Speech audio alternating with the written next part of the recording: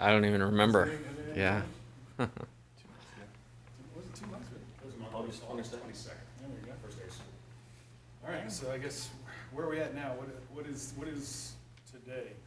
Full go First there? 45-day window where you can have team practices or be in 20 hours a week. So basically mimic the spring.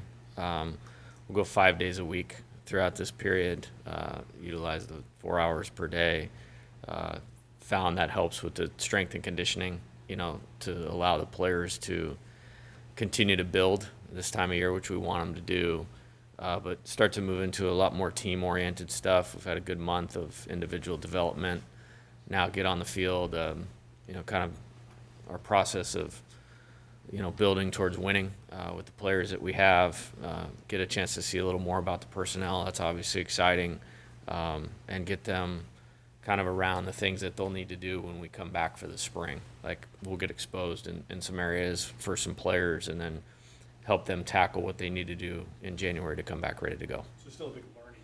Big time, every day, yes. You mentioned strength and conditioning, and you mentioned that when you got hired about making those improvements. Are you taking the strides? Are you seeing it kind of pay off the way that you wanted? Because now would be a time, I guess, where you really Yeah, I think so. I mean, we're relatively healthy. You have little things that come up.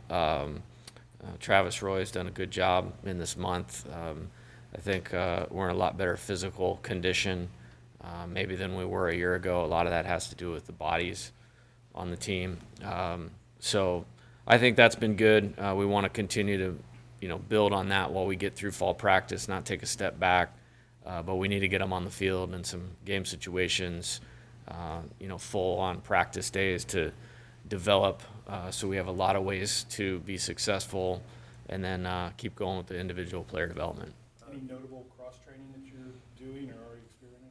No, I think Coach Wes Johnson has a real deliberate plan with building the pitchers up, and him and Travis have worked really well together to coordinate both of those things. We've made a adjustment where last year we would have them lift in the morning and have a big separation between when they throw. Now they're throwing before they actually do their strength and conditioning. So even in the context of practice, like you'll see some guys pitch, do their post-throw stuff, and then head right down to the weight room. And over his time, he feels like that's what's best. So we've made some small adjustments with that. More running with the position players. I think we have a lot of strength and going to be able to drive the baseball, but creating athleticism, to be a better defensive team, be able to do some more things on the bases, and frankly just stay healthy and do a better job of that. So I'm happy with where that's at right now. You mentioned the athleticism a lot last season. That was kind of a missing piece on your team. Who do you think out of these new guys brings that element to your team? Yeah, I think as guys go in their college career, if they do the right things with their body and with their training, they can get faster and move around better. Of the new players, I think probably the guys that stand out, Gavin Guidry, Paxton Kling, at the top of my head. We're certainly getting Mick Paul is a really good runner as well. But I think you'll even see some improvements with some of the guys that we had. I mean, Trey is fully healthy, which is great for him. I mean, he really lost the dynamic of ability to run and affect the game that way with the fighting his knee thing last year. Josh Stevenson moving around good. Josh Pearson moving better. Braden Jobert put a lot of effort, into this to try to improve as a defensive player. So kind of a wholesale effort on everybody.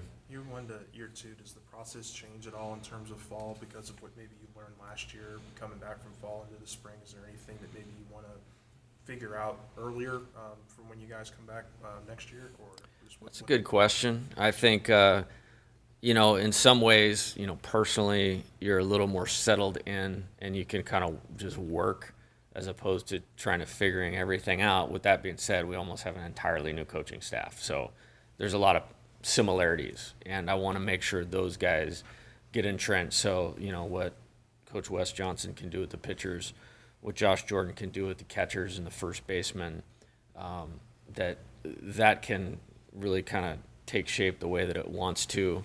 I think the returning players would probably tell you they're a little more settled as far as maybe knowing a little bit more what to expect. Might put them in a better position to lead better, both by example and knowing what the expectations on a daily basis are. So I think that's a real positive. But then you have the guys that were here for the first time last year, and then the new players. Like now, this is all they know, and that's the majority of the roster. So I'm really excited just to get to work and take each step as it comes. We're not ready to play a game, not even close, but we're gonna play and compete today, and I'm excited to see what that looks like and how it can expose stuff that we need to work on going forward. With all schemes, just physically and up to this point, lived up to the billing and what you thought you were getting?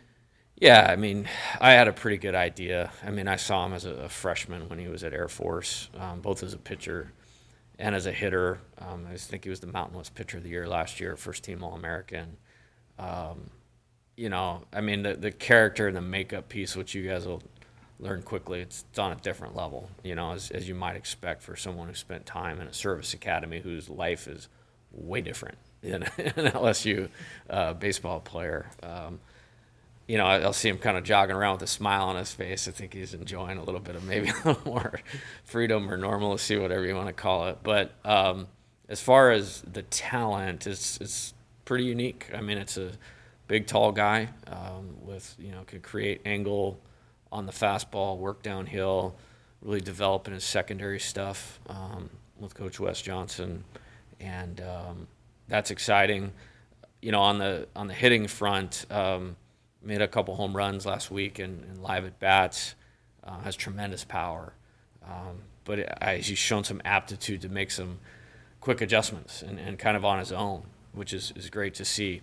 And that'll be, probably needed to be successful against high level pitching, which he knows that. He's smart enough to do it and talented enough to do it. And some of it's already taking shape, just on his own accord. Nothing that, we've necessarily done with him. So yeah, I'm excited he's here.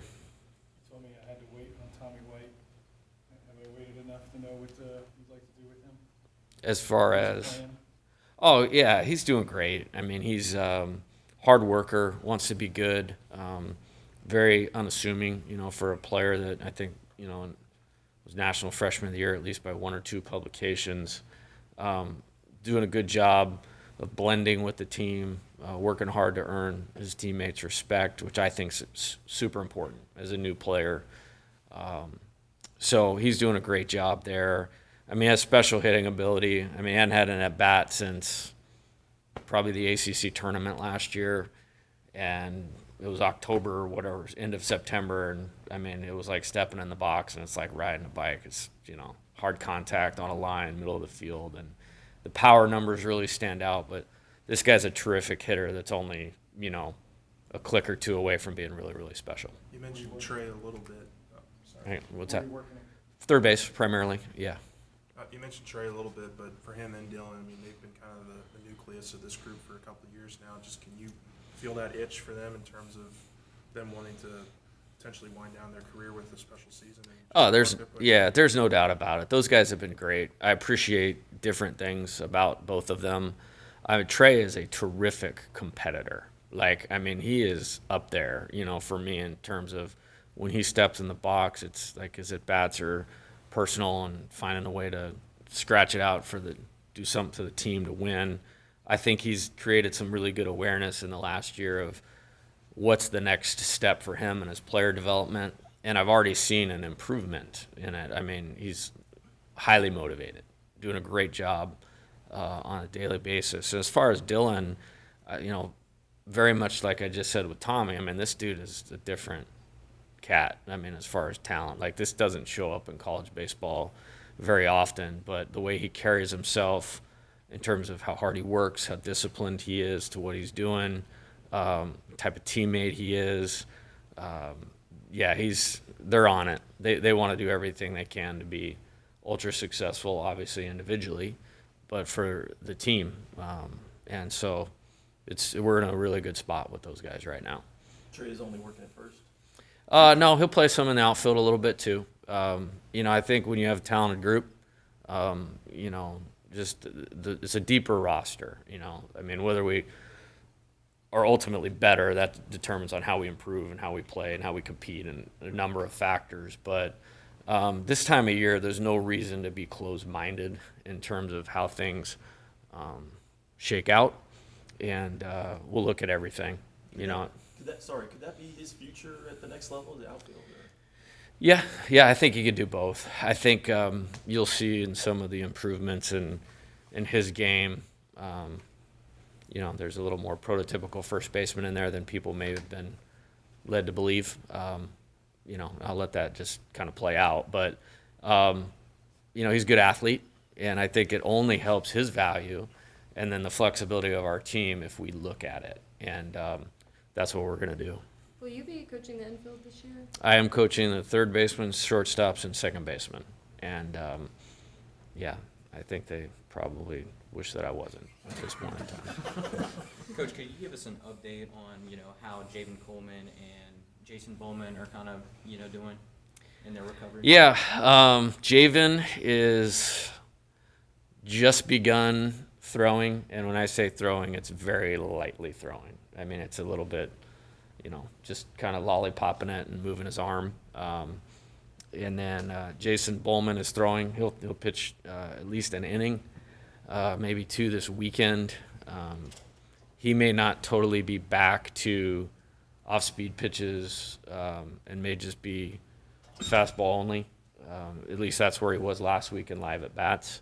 But he threw last week, and if you showed up and had no history on him, you wouldn't think he was coming off an injury or anything. So that's good for him. Chemistry and camaraderie, you said a lot of the roster is new, but it seemed good, you know, like, is it above average for a group like that that's kind of just getting thrown together? Yeah, I think, you know, just awareness is really big with good teams and good programs. And so it's like if you can predict something, you can maybe prevent it. And we have a lot of good players. There's there's more than 9 good players on this roster as position players. And there's more than 9 good pitchers. And there's guys that, you know, may not be at the forefront of it right at the start that will be by the end of the season. There's guys that may not play all the time that might play in the major league someday.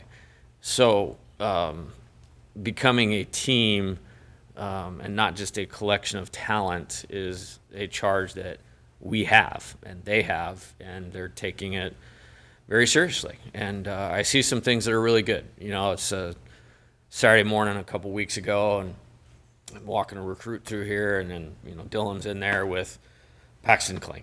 You know, Gavin's in there with Jordan Thompson. And you start to see some of those types of things. And it's generally a good group of guys. And what I've found, the longer I've been at places,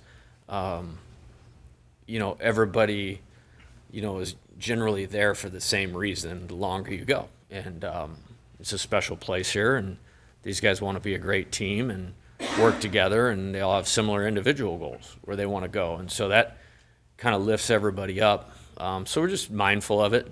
And the players, and particularly the returning players, are doing a good job of leading by example. You know, the position players lift a couple times a week at 6:15 in the morning.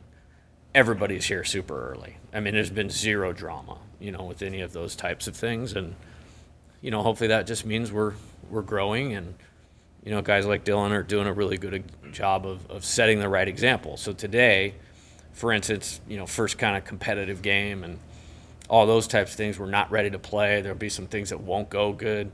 It's a returning player's job to set an example of how we compete whenever something's on the line. And so far, they're doing a really good job of that, and I think it's helping that. Wes, everything you want?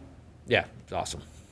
Absolutely. In what ways has he impressed you, I guess, just the relationships? Yeah, I think it's complete. Skill set. Obviously, the knowledge base is really like nothing I've ever seen before. The energy, the communication skills, big picture. You know, it's all there, and I've played against him 4 times, so I know the game thing's good. You know, so yeah, very complete. Maybe 2 more for Jay? How's Thatcher? Great. Recovered? He'll throw on Sunday. Recovered Yeah, 100%? he's doing great. Yeah, he'll pitch on Sunday. And with the rest of the team, the health is pretty much more or less a clean bill outside. Jason. Yes and no. I mean, there's some guys that came in with some existing things that we've been a little slower to push. So there's a few guys that probably won't throw this weekend, and it's just more of where they're at. I don't see anything other than maybe the ones that were mentioned of like long term or anything. But yeah, it's just being smart with how we go about doing it. What is your plan for pitchers?